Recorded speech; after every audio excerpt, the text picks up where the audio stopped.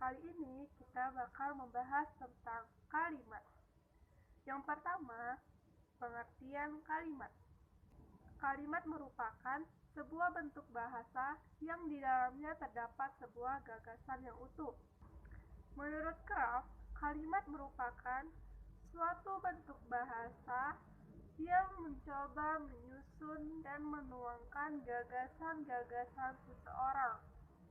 Sedangkan menurut Spinoza, kalimat merupakan bagian ujaran atau tertulis yang mempunyai struktur minimal subjek dan predikat, dan intonasi finalnya menunjukkan bagian ujaran atau tulisan itu sudah lengkap dengan makna atau bernada berita, tanya, atau perintah.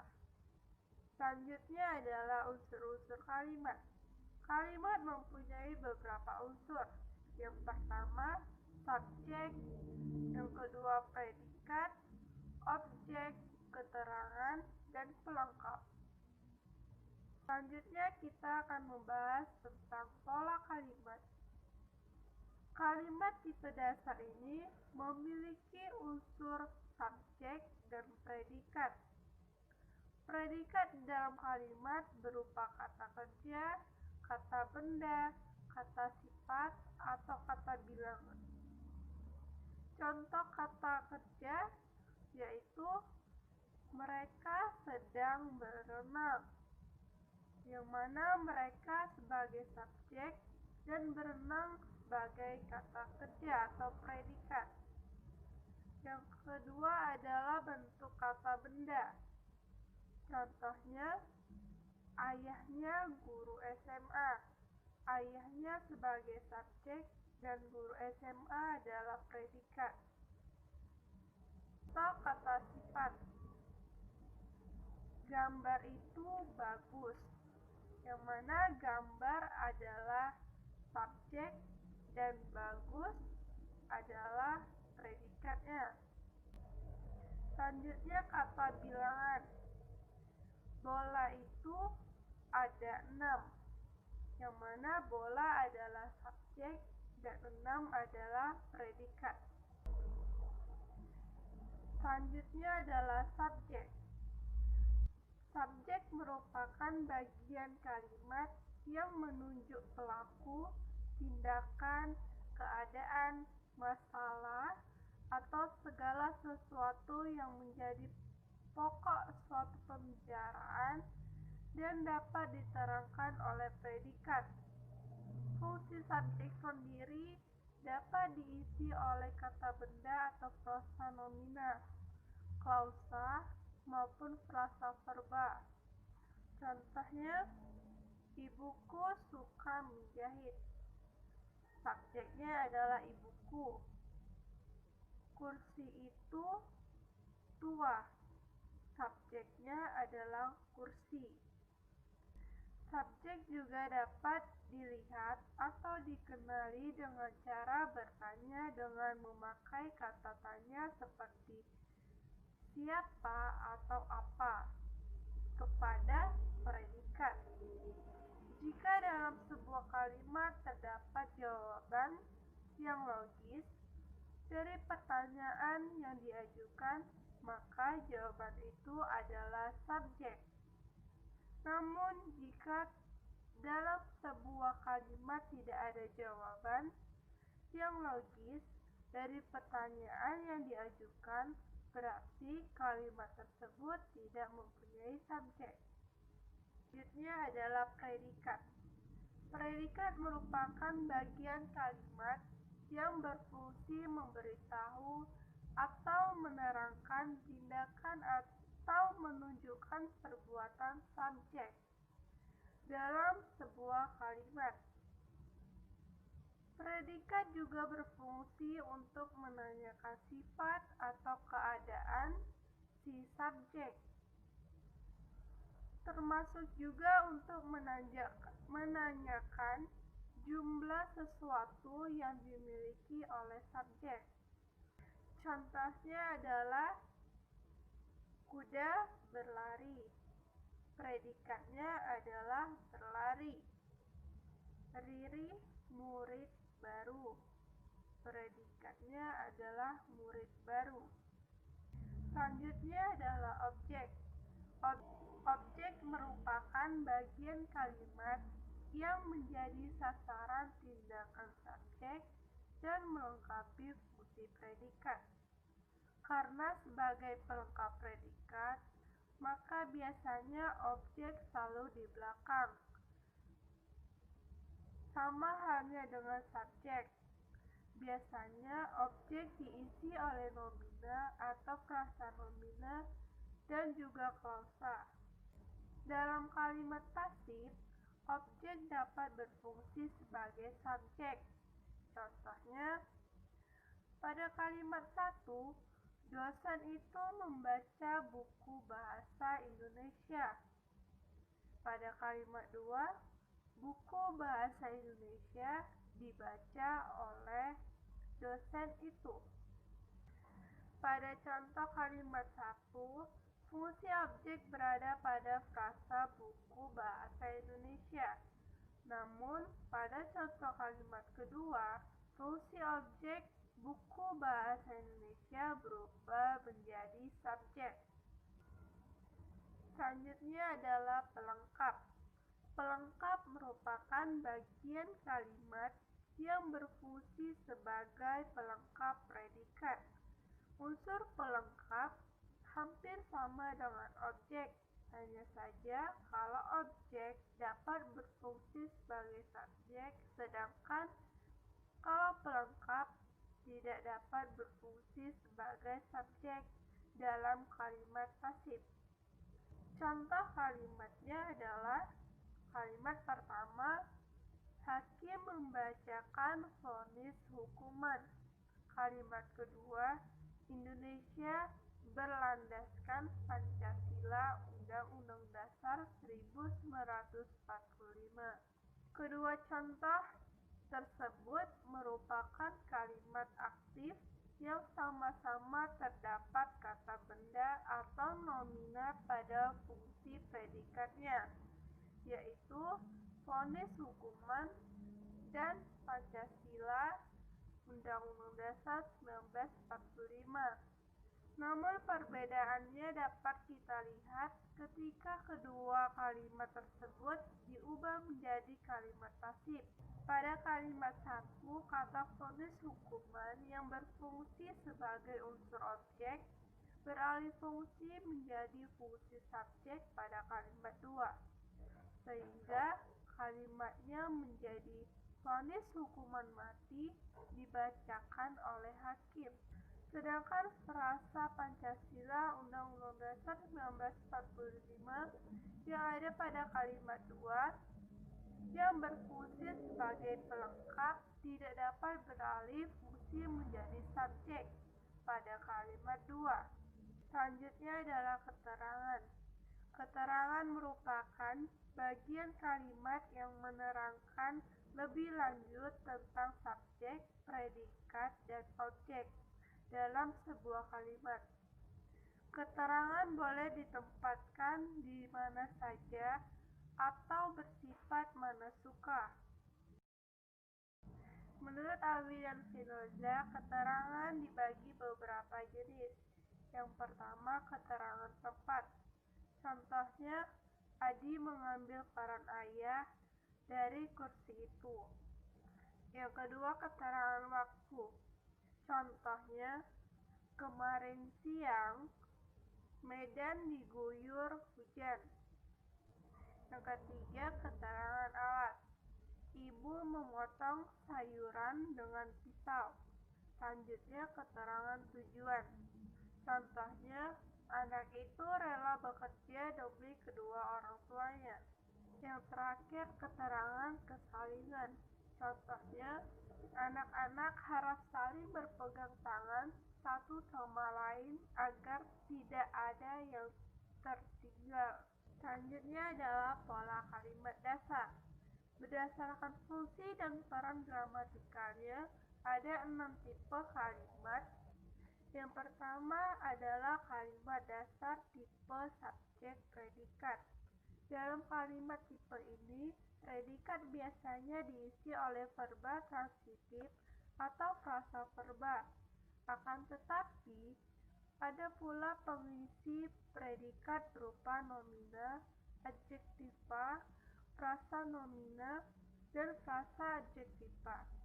Contohnya, Nurul tertawa.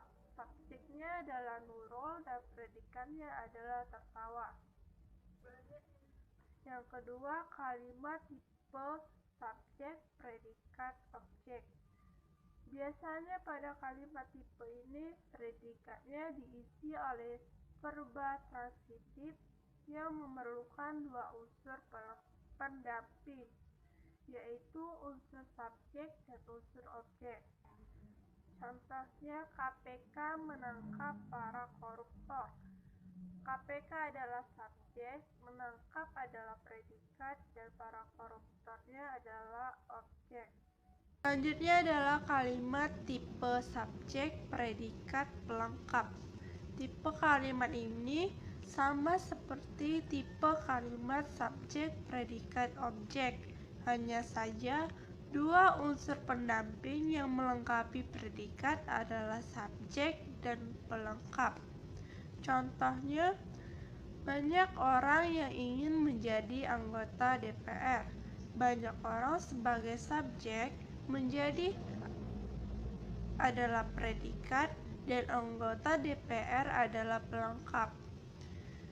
Selanjutnya, kalimat dasar tipe subjek, predikat, keterangan. Sama halnya dengan kalimat tipe subjek, predikat, pelengkap. Predikat pada kalimat dasar tipe ini memerlukan dua pendamping untuk melengkapinya, yaitu subjek dan keterangan. Contohnya, bencana itu terjadi 5 tahun yang lalu. Bencana sebagai subjek terjadi sebagai predikat dan 5 tahun yang lalu sebagai keterangan. Selanjutnya adalah kalimat dasar tipe subjek, predikat, objek, dan pelengkap. Pada kalimat tipe ini menuntut 3 pendamping, yaitu subjek, objek, dan pelengkap untuk melengkapi kalimat tersebut. Contohnya, Tuti membelikan adiknya buku baru. Tuti sebagai subjek membelikan sebagai predikat, adiknya menjadi objek, dan buku baru sebagai pelengkap. Selanjutnya, kalimat tipe subjek, predikat, objek, keterangan. Sama dengan tipe subjek, predikat, objek, pelengkap, kalimat dasar tipe ini membutuhkan pendamping keterangan seperti objek. Contohnya, Pak Ade membimbing mahasiswa di kampus. Pak Ade adalah subjek, membimbing adalah predikat, dan mahasiswa objek, di kampus adalah keterangan. Selanjutnya adalah jenis-jenis kalimat. Kalimat dalam bahasa Indonesia dapat dibagi menjadi beberapa jenis. Kalau dilihat menurut strukturnya, kalimat dapat dibagi menjadi 2, yaitu kalimat tunggal dan kalimat majemuk. Kalimat majemuk ini kemudian dapat pula dibedakan menjadi kalimat majemuk setara, kalimat majemuk bertingkat, dan kalimat majemuk campuran. Jika gagasan pada suatu kalimat tersebut hanya satu atau tunggal, maka kalimat tersebut dikatakan kalimat tunggal. Sedangkan kalau ada sebuah kalimat terdapat lebih dari satu gagasan, maka kalimat tersebut bisa dikatakan kalimat majemuk. Yang pertama, kalimat tunggal. Kalimat tunggal merupakan kalimat yang hanya mempunyai satu gagasan atau terdiri dari subjek dan satu predikat. Biasanya kalimat tunggal ini berbentuk klausa tunggal. Unsur objek pelengkap, dan keterangan tidak diharuskan ada dalam kalimat tunggal. Namun, jika predikat berbentuk verbal transitif, maka unsur objek diperlukan untuk melengkapi unsur predikat. Unsur subjek dan predikat pada kalimat tunggal dapat diperluas dan dilengkapi oleh unsur lain seperti objek, pelengkap, atau keterangan.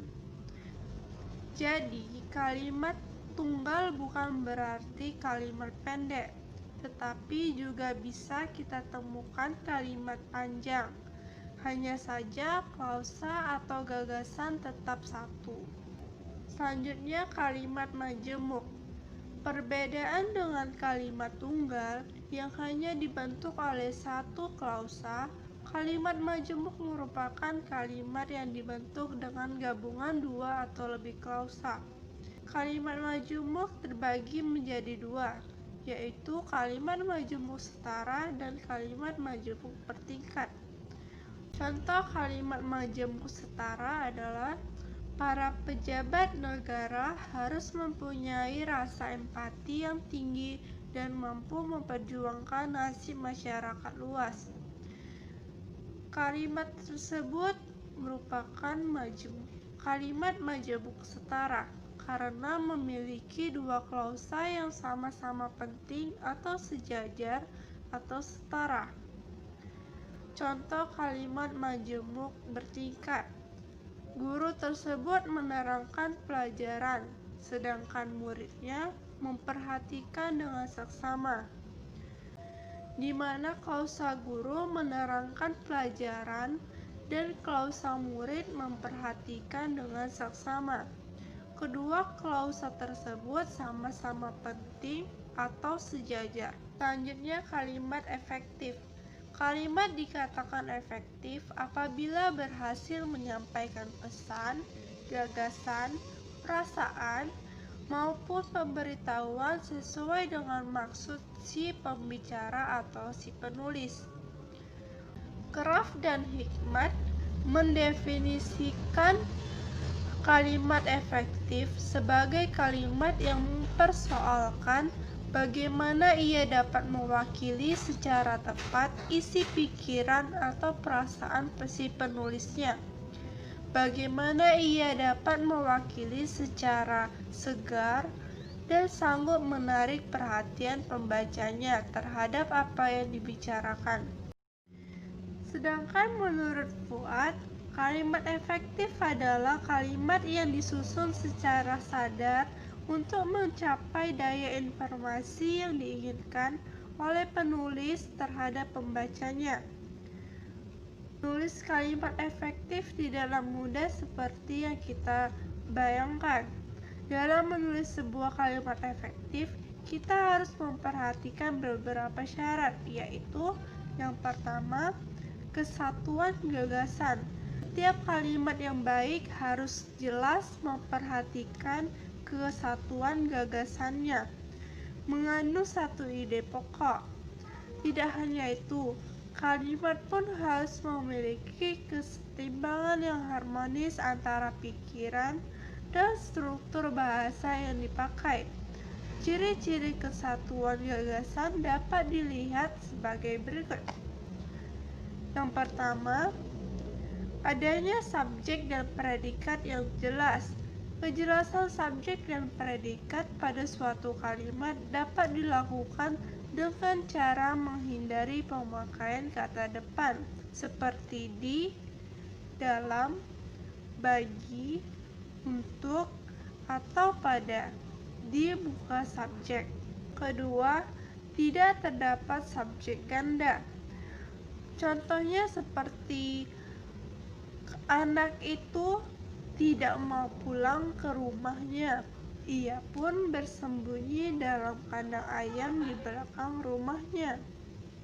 Yang ketiga, tidak menggunakan kata penghubung antar kalimat dalam kalimat tunggal. Contoh kalimat yang salah itu misalnya Tiwi baru saja pulang dari Bandung.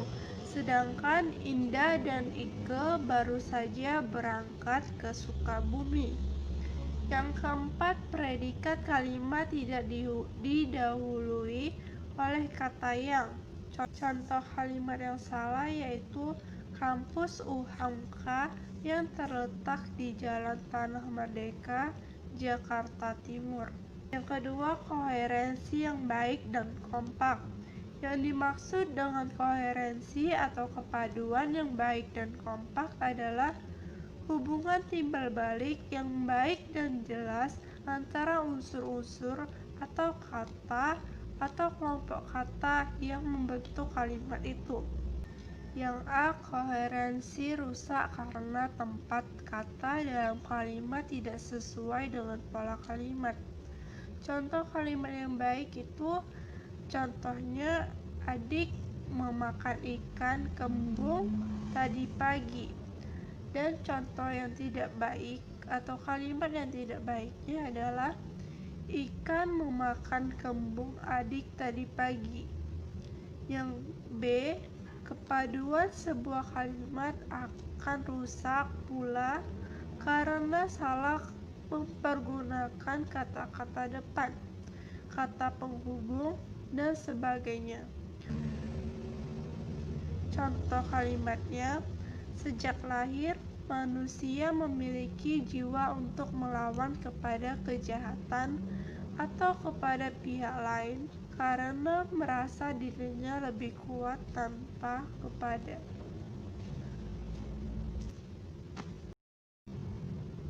Yang C, kesalahan yang merusak koherensi adalah pemakaian dua kata makna tumpang tindih.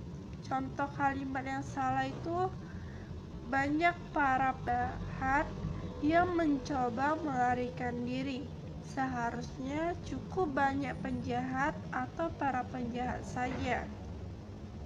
Yang D, salah menempatkan keterangan aspek seperti sudah, telah, akan, belum, dan sebagainya. Contoh kalimat yang salah itu, suasana saya sudah buat menjadi kondusif. Yang benar adalah saya sudah membuat suasana menjadi kondusif. Yang ketiga, penekanan. Dalam bahasa lisan, kita dapat mempergunakan intonasi, gerak-gerik, dan sebagainya untuk memberi tekanan pada sebuah kata. Sedangkan dalam bahasa tertulis, hal tersebut tidak mungkin dilakukan. Namun, penekanan kata dalam kalimat dapat menggunakan cara-cara seperti berikut. Yang pertama mengubah posisi kata atau frasa dalam kalimat. Contohnya, kami berharap pada kesempatan lain dapat membicarakan lagi soal itu. Yang kedua, mempergunakan repetisi kata atau frasa. Repetisi adalah pengulangan sebuah kata yang dianggap penting dalam sebuah kalimat.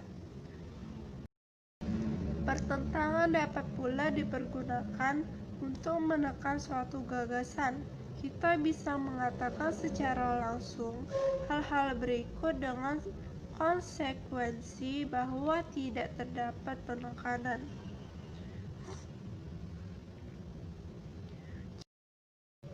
Contohnya, anak itu bukan rajin dan jujur, tetapi kurang dan licik. Selanjutnya adalah partikel penekanan.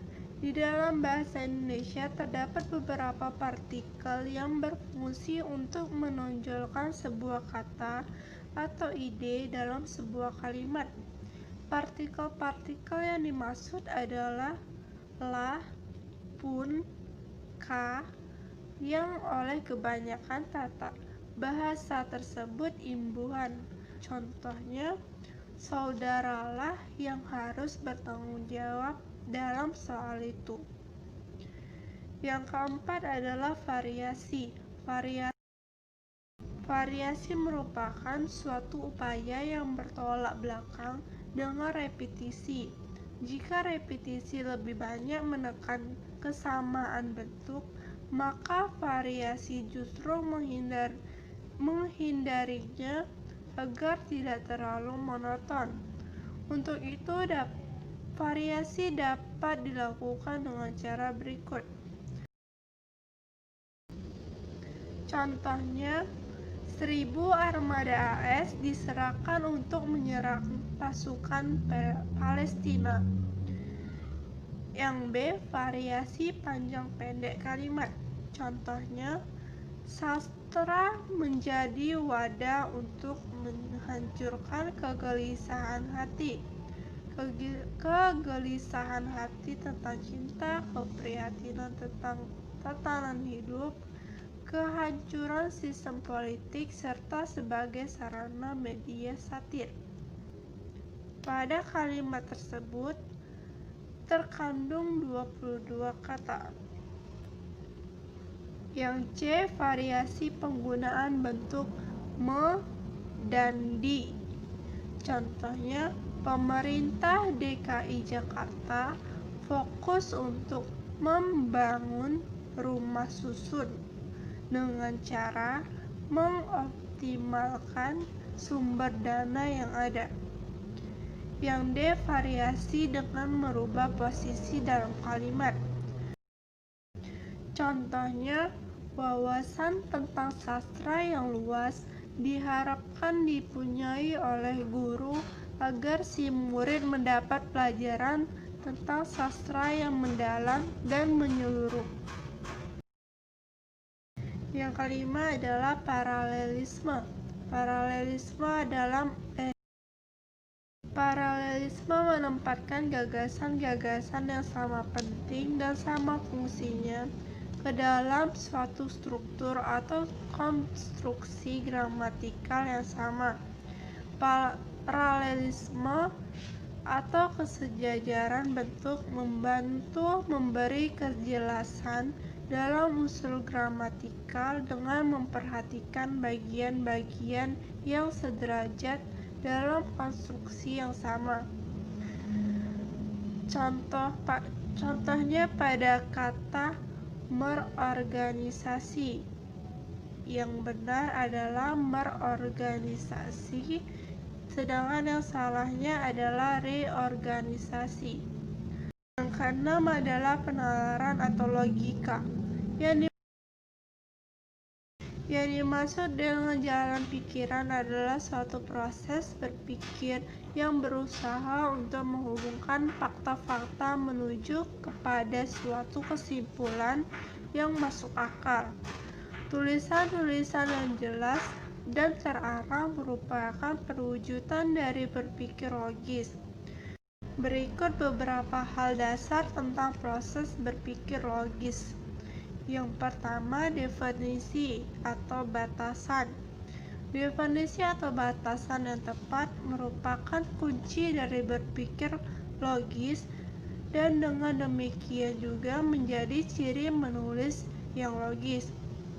Yang pertama, definisi berupa sinonim. Contohnya pendidikan, sinonimnya adalah pengajaran. Kemerdekaan, sinonimnya adalah kebebasan. Yang kedua, definisi berdasarkan etimologi. Contohnya referendum. Referendum berasal dari kata re dan vere yang membawa kembali. Referendum berarti suatu yang harus dibawa kembali, hal yang harus diajukan kembali atau untuk dipertimbangkan. Yang ketiga, definisi formal atau real, atau disebut juga dengan definisi logis. Definisi ini adalah suatu cara untuk membatasi pengertian suatu istilah dengan membedakan genusnya dan mengadakan diferensiasinya. Contohnya pada kalimat gergaji, kelas atau genusnya adalah semacam alat pemotong. Yang B adalah generalisasi. Generalisasi adalah suatu pernyataan yang menyatakan bahwa apa yang benar mengenai beberapa hal yang semacam adalah benar atau berlaku pula untuk kebanyakan dari peristiwa atau hal yang sama.